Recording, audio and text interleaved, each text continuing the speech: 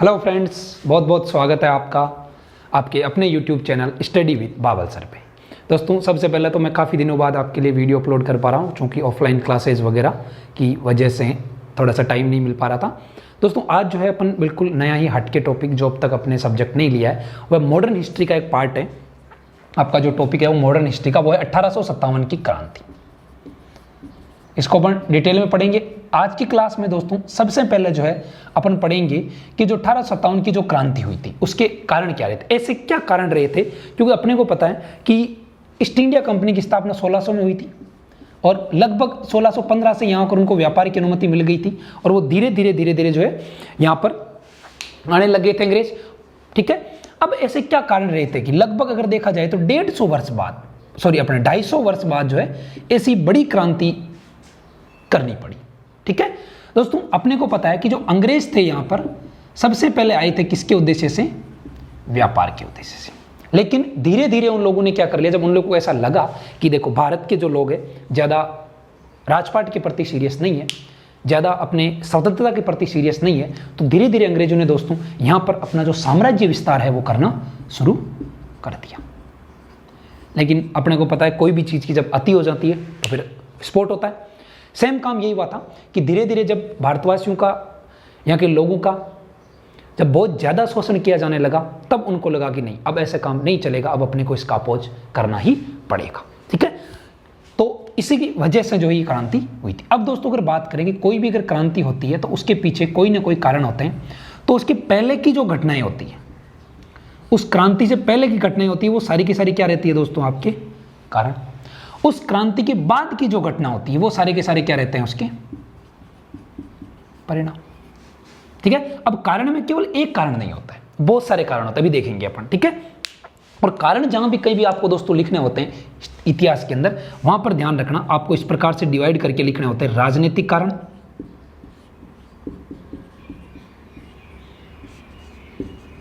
आर्थिक कारण,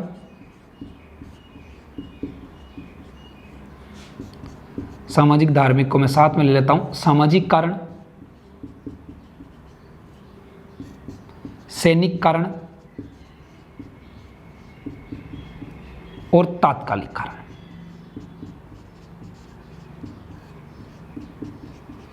अब अगर सामान्यतः बात की जाए तो दिमाग में आती है कि इस प्रकार का टॉपिक है जहां से केवल सब्जेक्टिव क्वेश्चन बन सकता है, ऑब्जेक्टिव पॉइंट ऑफ व्यू से कोई क्वेश्चन नहीं बन सकता। तो दोस्तों हाँ, बिल्कुल आपकी बात सही है कि आरएएस और यूपीएससी जैसे एग्जाम, जो स्टेट पीसीएस है आपका और यूपीएससी जैसे एग्जाम है, उनके लिए यहां पर मेंस में सीधा सा क्वेश्चन बनता है कि 1857 की क्रांति के विभिन्न कारण लिखिए। बड़ा भी क्वेश्चन आता है।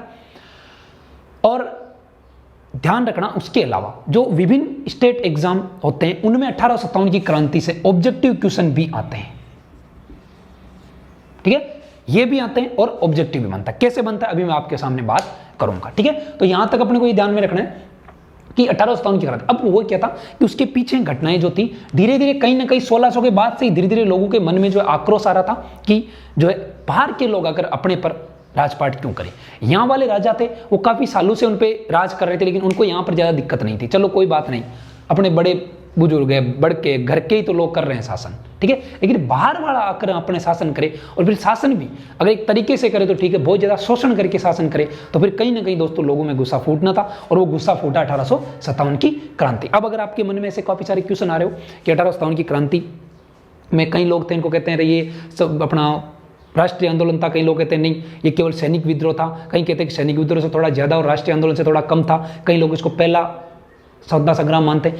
ये दोस्तों सारे के सारे जो आपके डाउट है वो क्लियर किए जाएंगे। ठीक है, अभी अगर आप कंटिन्यू हमारे साथ जुड़ना चाहते हो तो आप ये जो चैनल है आपका, इस चैनल को आप सब्सक्राइब कर लें। ठीक है, अब कोशिश रहेगी अपने की डेली वीडियो आपको जो है इस पर मिलते रहे। ठीक है, स्टडी के वीडियो आपको इस पर मिलते रहे।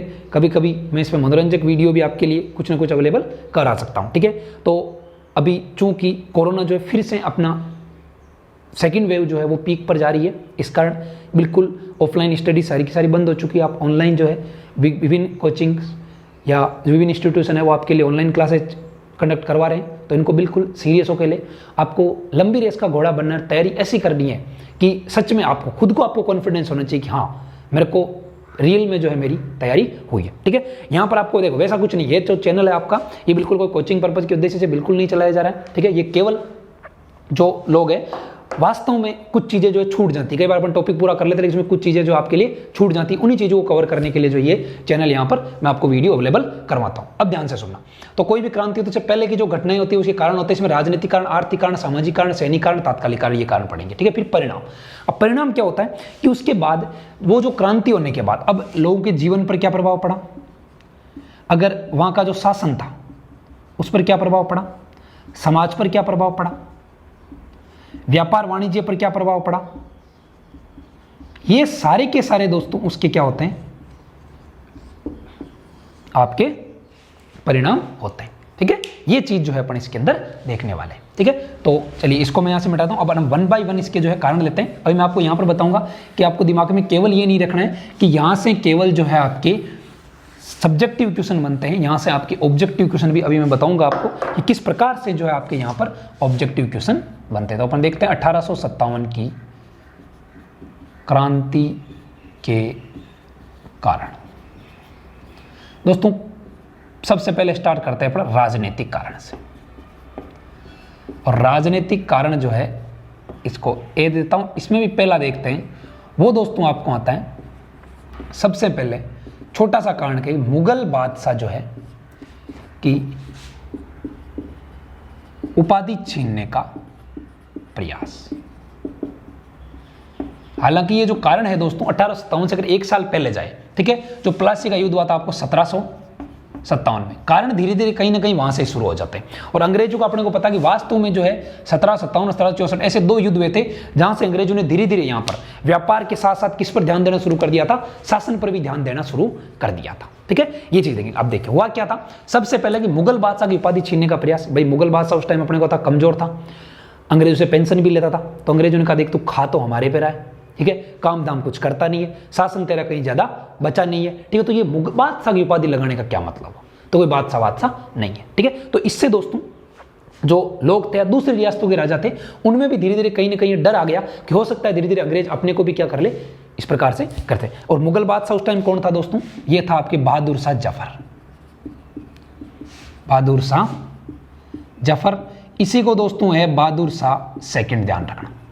बहादुर शाह पहले अलग था, बहादुर शाह फर्स्ट अलग था, बहादुर शाह सेकंड था। ठीक है, ये जो है कहां, दिल्ली, बड़ा जो उस टाइम अपना शासन जो पूरा कहां से ऑपरेट से, दिल्ली से होता था। ठीक है, तो दोस्तों इन्होंने कहीं ना कहीं ऐसा लगा कि बाकी जो राजा है उनके दिमाग में एक चीज आ गई कि यार कहीं ना कहीं जो है अपने साथ भी ऐसा हो सकता है। ठीक है, तो इससे लोग इससे नाराज हो गए थे। ठीक है, आगे अपन पढ़ेंगे कि सबसे पहले जो लोगों ने जब विद्रोह किया था तो सबसे पहले दिल्ली जाकर अपना नेता चुना था 1857 क्रांति का, वो किसको चुना था, इस बहादुर शाह जफर को, बहादुर शाह सेकंड को ही चुना था। ठीक है, आगे पूरी डिटेल पढ़ेंगे इसके बारे में।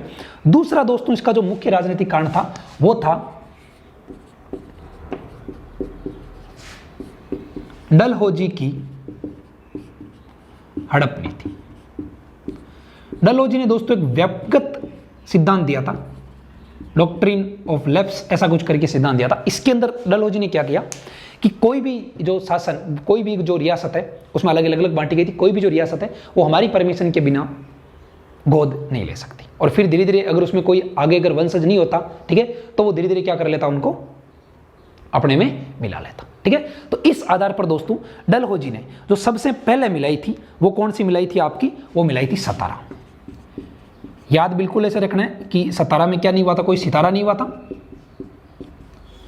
कोई सितारा नहीं हुआ था।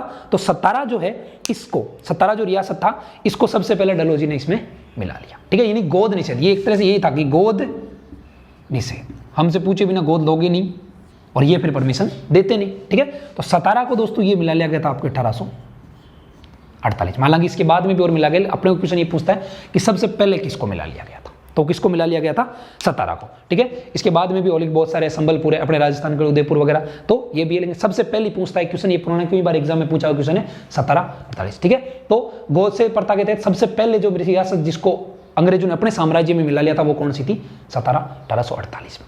यहीं पर एक क्वेश्चन बनता है, एक रियासत थी दोस्तों अवध। इस अवध को डलहौजी ने अपने शासन इसमें मिला लिया था, किसके आधार पर, कुप्रशासन के आधार पर।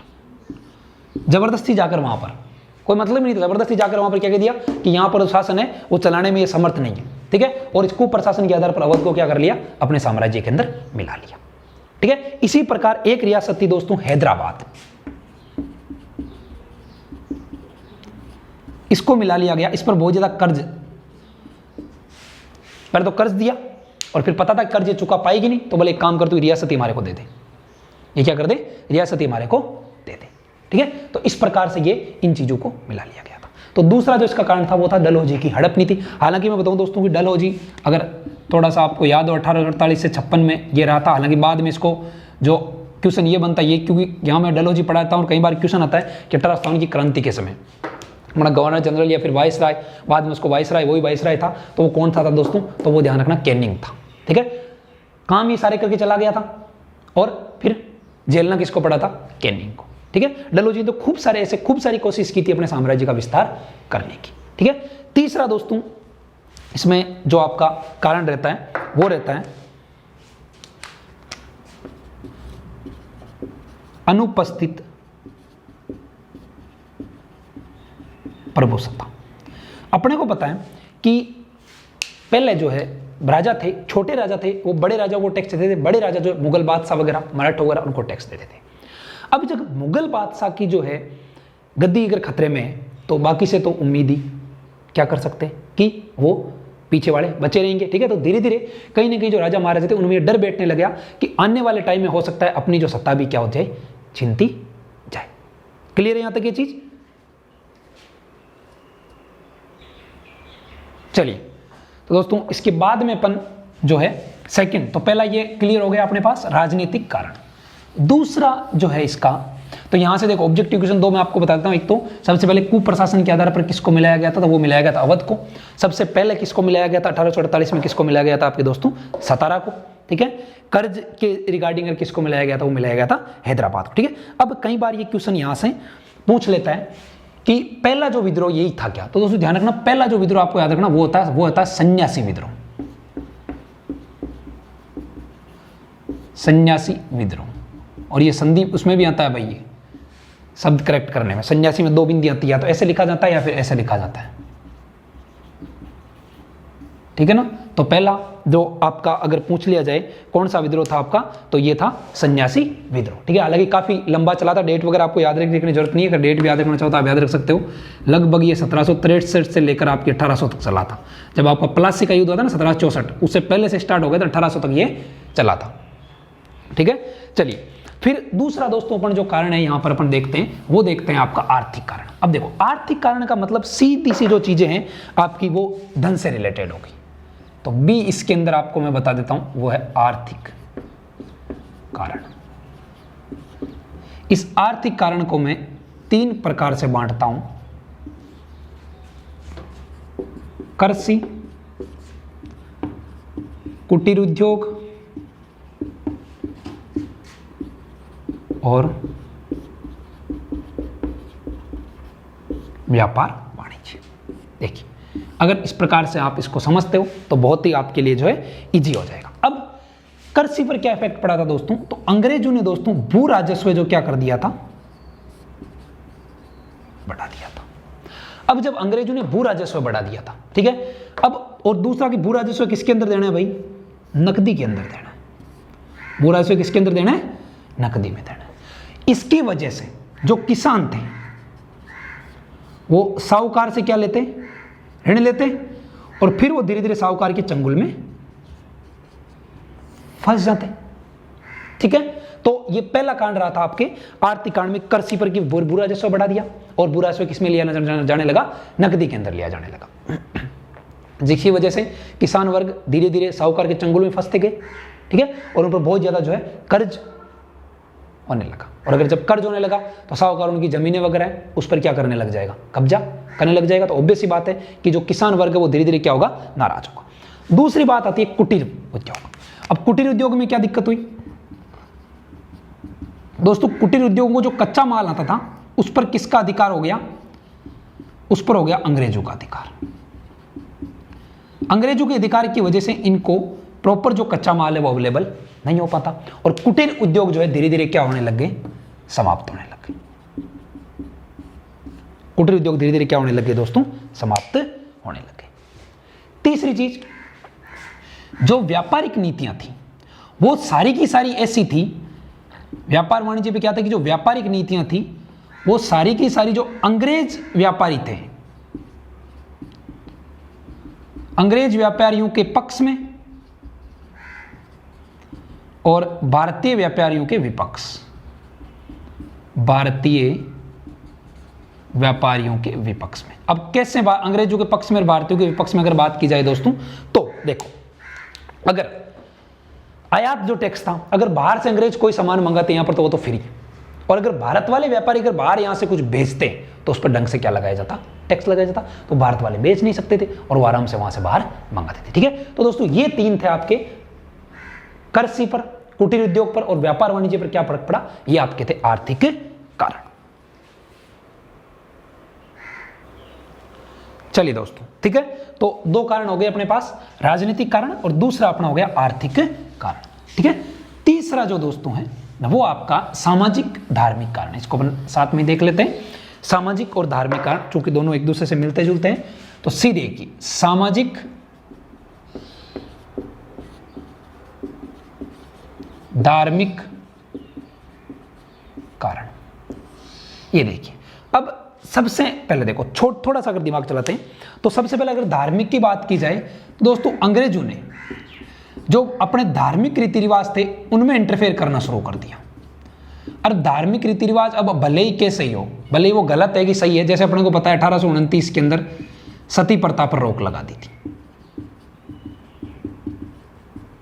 ठीक है, इसी प्रकार 1856 के अंदर विधवा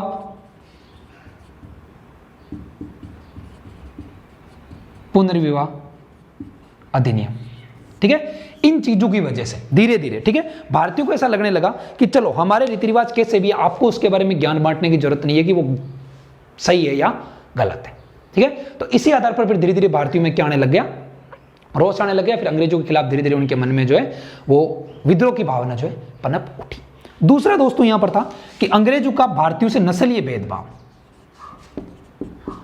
भारतीयों से नस्लीय भेदभाव। अब नस्लीय भेदभाव कैसे, वही भारत वाले गोरे काले, वैसे काले कहना गलत है, कम गोरे, और अंग्रेज गोरे। ठीक है, तो वो उनका क्या उड़ाते थे, मजाक उड़ाते थे। तीसरा जो इसी प्रकार से नस्ली, इसी प्रकार जो ईसाई मिशनरीज थे, ईसाई मिशनरीज वो थे जो वहां से ईसाई धर्म का प्रचार प्रसार करने के लिए यहां आते थे।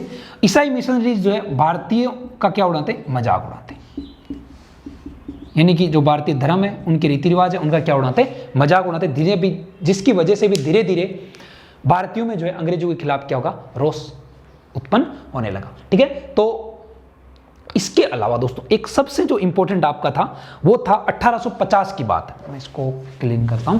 1850 में एक अधिनियम लाया गया। 1850 में धार्मिक अयोग्यता अधिनियम। ये जो धार्मिक अयोग्यता अधिनियम दोस्तों लाया गया, इसके तहत अगर कोई भारतीय अगर ईसाई धर्म ग्रहण कर लेता है तो उसको उसकी पैतृक संपत्ति से वंचित नहीं किया जाएगा। ध्यान से सुनना, वंचित नहीं किया जाएगा। और अगर नहीं करता है तो कई बार उसको उसकी पैतृक संपत्ति से क्या कर देते, वंचित कर देते। तो भारतीयों के मन में धीरे धीरे ये चीज आने लगी कि यार कहीं ना कहीं जो अंग्रेज है अपने को जो धर्म है उसको हिंदू या मुस्लिम से क्या करवाना चाह रहे हैं, ईसाई बनाना चाह रहे हैं। ठीक है, तो कहीं ना कहीं मन में ये विचार आता ही है, जो एक तरह से क्या होगा कि धीरे धीरे उसमें क्या लाएगा, विद्रोह की भावना लाएगा। फिर दोस्तों अगला जो कारण है इसका, वो आप जो महत्वपूर्ण कारण है वो है आपका प्रशासनिक कारण।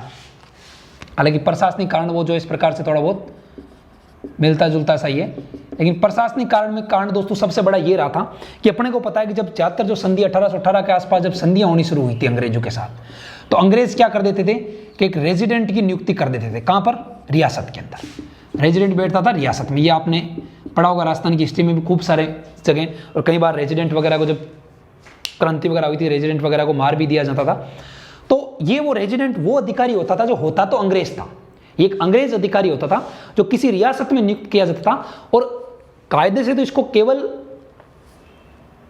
इसकी रियासत को देखने के लिए कि भाई वहां पर क्या चल रहा है, लेकिन धीरे धीरे यहां के मामलों में भी क्या करने लग जाता, इंटरफेयर करना शुरू कर देता। ठीक है, तो इस कारण, और छोटे जो सामंत जागीरदार वगैरह था उनका जो रियासत था कंट्रोल सीधा का सीधा कौन ले लेता, ये रेजिडेंट। ठीक है, तो इस प्रकार से इसके प्रशासनिक कारण भी आपके पास रहे थे, जिसकी वजह से भी ये जो है क्रांति को होने में सहायता मिली। ठीक है, फिर देखिए उसके बाद में, इसके बाद में दोस्तों आपके थे सैनिक कारण।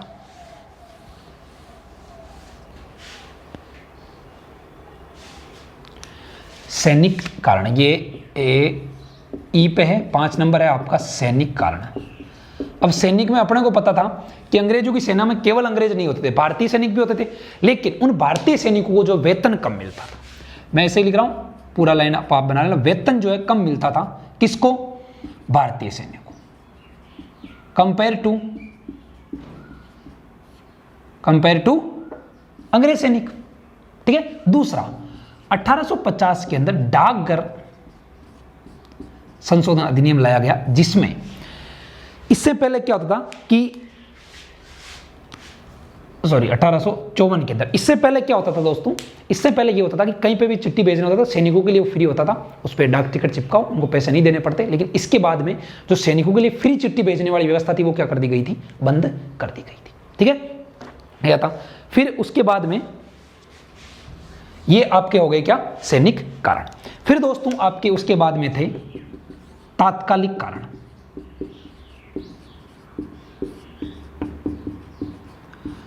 तात्कालिक कारण जो दोस्तों था उसके अंदर आएंगे आपके कि जो पुरानी ब्राउन बेस आपके जो बंदूक थी, राइफल थी, उनकी जगह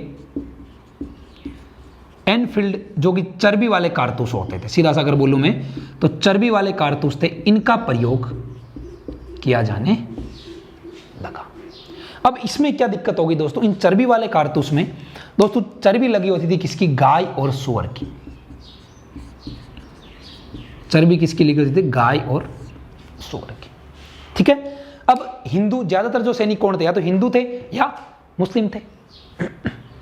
अब गाय की चर्बी, हिंदू के लिए गाय पवित्र मानी जाती है, गाय की चर्बी को कैसे मुंह लगा सकते हैं वो, क्यों, क्योंकि इसमें देखो ऐसे लंबी सी नाल जो होती थी उसको यहां पर ये इसकी ऐसे डांट लगी रहती, उसको खोलने के लिए सामान्य था कि इसको उसको मुंह से ऐसे खींच के खोलना पड़ता था। ठीक है, तो ये नहीं लगा सकते। दूसरा, सूअर जो है मुस्लिमों के लिए क्या होता है, अपवित्र होता है, ध्यान रखना, पवित्र नहीं था। गाय हिंदू के लिए जितनी पवित्र होती है, मुस्लिम के लिए सूअर उतना ही अपवित्र। मुस्लिम भले ही नॉनवेज हो, ये मीट वगैरह खाते हो, लेकिन सूअर का जो मांस है वो नहीं खाते हैं, वो उनके लिए क्या होता है, अपवित्र होता है।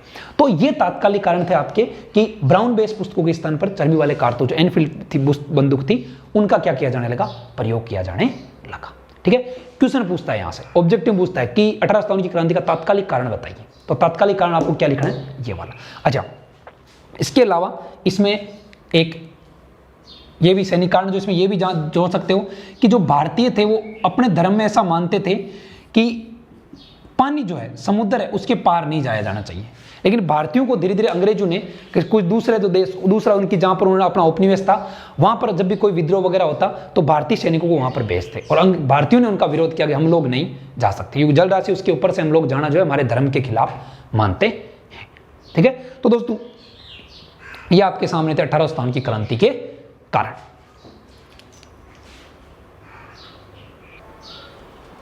ठीक है, तो ये हो गए दोस्तों आपके कारण। अब एक बार मैं समराइज कर देता हूं उनको। सबसे पहले जब भी कारण लिखना है आपको तो इस प्रकार से बांट के लिखना है।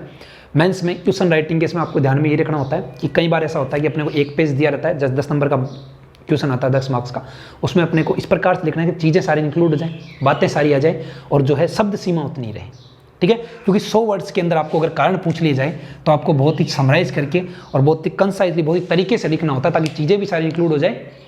ठीक है, तो एक बार मैं इनको ब्रीफ में रिवाइज करता हूँ। सबसे पहले आपको देखना है राजनीतिक कारण, डलहौजी की व्यपगत नीति और मुगल बादशाह वगैरह की उपाधि वगैरह छीनने के लिए और जो प्रभु सत्ता का अभाव। फिर दूसरा जो इसके अंदर आपको आर्थिक कारण में कृषि पर, कुटीर उद्योगों पर और व्यापार वाणिज्य पर, उसकी वजह से मजदूर वर्ग, व्यापारी वर्ग, ये सारे के सारे क्या हो गए थे, नाराज हो गए थे। फिर उसके बाद में धार्मिक सामाजिक कारण आपको देखना है। ठीक है, धार्मिक अपने धर्म में इंटरफेयर करना शुरू कर दिया था, अपने जो समाज है उसमें इंटरफेयर करना शुरू कर दिया था, ठीक है। और 1850 वाला एक्ट मैंने आपको बता ही दिया। उसके बाद में जो आपको देखना है प्रशासनिक कारण, उसके बाद में आपको सैनिक कारण, और उसके बाद में आपको तात्कालिक कारण। तो ये थे दोस्तों 1857 की क्रांति के कारण, ठीक है। तो चूंकि अपन आज की क्लास के अंदर कारण ही करेंगे, नेक्स्ट जो भी अपना वीडियो होगा उसके अंदर 1857 की क्रांति के परिणाम, ठीक है। और उसके बाद जो नेक्स्ट वीडियो आएगा उसमें अपन पढ़ेंगे 1857 की क्रांति वास्तव में कि किस प्रकार से हुई थी, कब शुरू होनी थी, लेकिन किसकी वजह से कब शुरू नहीं हो पाई, इसकी जो असफलता थी उसके कारण क्या रहते। पहले अपन क्रांति के कारण पढ़ लिए, फिर अपन देख लेंगे परिणाम, या 1800 एक्चुअली में 1857 की क्रांति कैसे हुई थी वो भी देख लेंगे, फिर उसके बाद में परिणाम देख लेंगे। जैसा भी रहेगा वो अपन आगे की क्लास के अंदर देख लेंगे। आज की क्लास को यहीं ओवर करते हैं।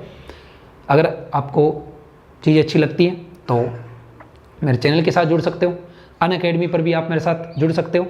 अनअकैडमी इंडिया का लार्जेस्ट लर्निंग प्लेटफॉर्म है, जहाँ पर आप बिल्कुल नाम मात्र की नॉमिनल फीस देके जो है आप क्या कर सकते हो, वहाँ पर अपना कोर्स परचेज कर सकते हो। मेरा कोड जो है वो यूज़ कर सकते हो आप, ये कोड यूज़ करोगे आपको 10% आपको जो है डिस्काउंट मिलेगा, ठीक है। किसी भी प्रकार की अगर क्वेरी हो तो आप इस नंबर पे मेरे को व्हाट्सएप करके आप पूछ सकते हो, 8502022277।